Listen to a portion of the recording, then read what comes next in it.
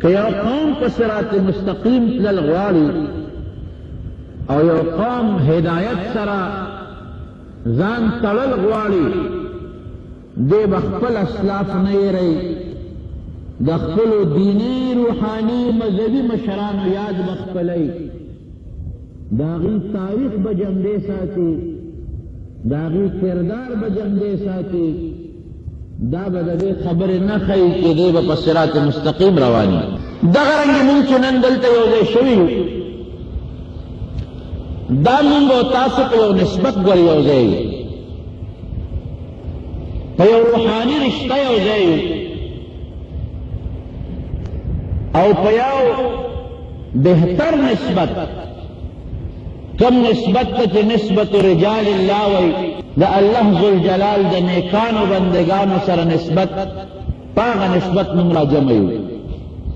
او دا یاد وساتئ ورونو دا نسبت زمونږ د دین ګوره لویه حصه ده او که یو سړی دې نسبت نه انکار کوي قرآن نه به انکار کوي په دغه نسبت موږ او تاسو دلته جمع یو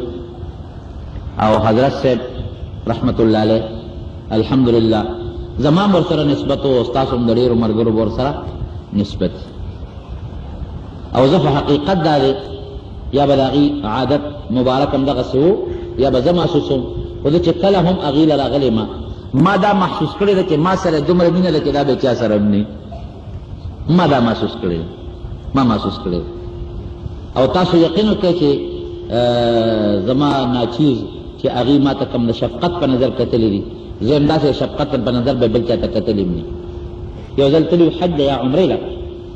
مدینې منورې نه راغلل نو ما ته ویل چې هلته ما مراقبه وکړله د هغې د لاس او خط ما سره اوس هم پروت دی بټوه کې وایي ما هلته مراقبه وکړه او په مراقبه کې مې نبي کریم صلی الله علیه وسلم سره ملاقات وشو الله ګواه او بیا زما متعلق نبی کریم صلی الله علیه وسلم سره د هغوی څه خبرې اترې وشوې نو ما ته هغوی په هغه خط د پاسه په فارسۍ ژبه کې هغه ولیکل که ما په مدینه منوره کې د نبي علیه السلام سره مراقبه شوې ملاقات شوی دی ستا متعلق دا خبرې راغلي دي فارسي ژبه کې هغوی ما ته په یو دونه رکوټي کاغذ باندې ولیکل او هغې داسې را بند کړ او ما یې په لاس کې راکړ ما ورته یو ځل ویل صاحب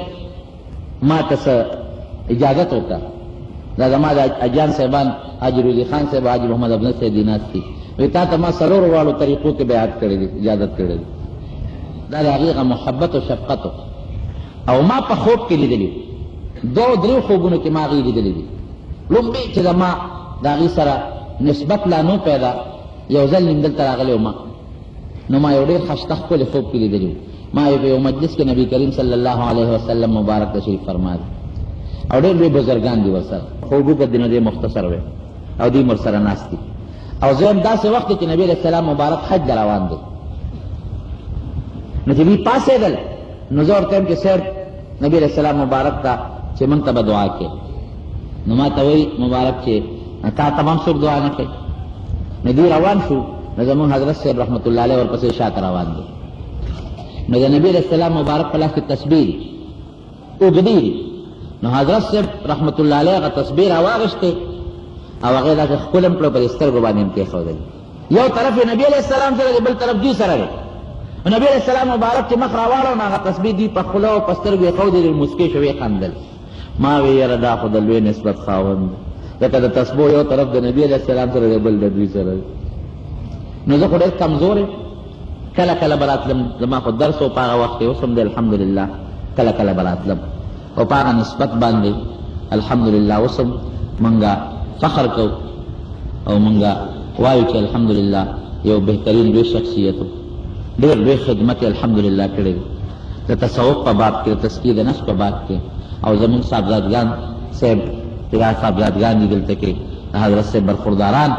الحمدلله په ډېر زیات خوشحاله یم چې د هغې غزې الحمدلله د مخکې نه ښه آباد دی ټول وایي الحمدلله د نیکانو ځای چې په نیکۍ آباد شي دا ډېر لوی غنیمت دی ګورئ